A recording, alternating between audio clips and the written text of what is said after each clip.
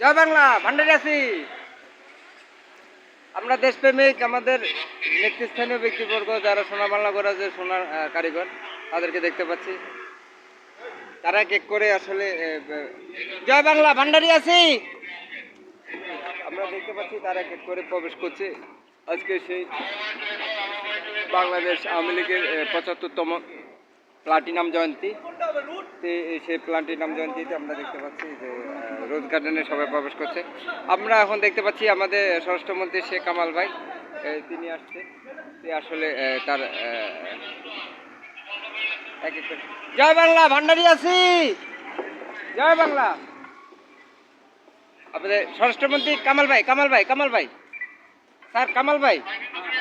হ্যাঁ, যাক, আমরা কামাল ভাইকে দেখতে পাচ্ছি সোনার বাংলা করার জন্য, যিনি ভাই জয় বাংলা, ভান্ডারি আছি। আসলে এই আমরা দেখতে পেলাম যে আপনাদের কেমন লাগছে ভিডিওটি, আপনারা আসলে সেটি কমেন্টও করবেন। আসলে আজকে সেই বাংলাদেশ আওয়ামী লীগের ৭৫ বছর পূর্তি প্লাটিনাম জয়ন্তী।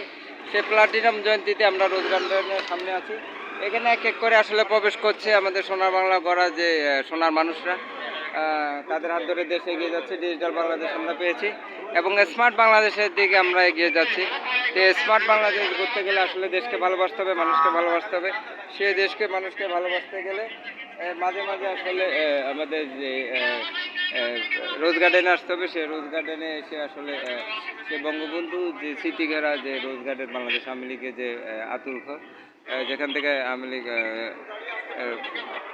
গৌরব পত্তন এবং জন্ম হয়েছিল, যেখানে আসলে দেশপ্রেমের চর্চা হয়। আপনারাও দেশপ্রেমের চর্চা করার জন্য একটা ভালো কমেন্ট করবেন, আমাদের ভিডিওতে মোবাইল নম্বরটি দিবেন। আমরা চেষ্টা করবো আপনাদেরকে কিছু উপহার, রিচার্জ, লোড আকার পুরস্কার দেওয়ার জন্য। আসলে দেশকে ভালোবাসতে হবে, দেশের মানুষের কল্যাণে আমরা কাজ করব।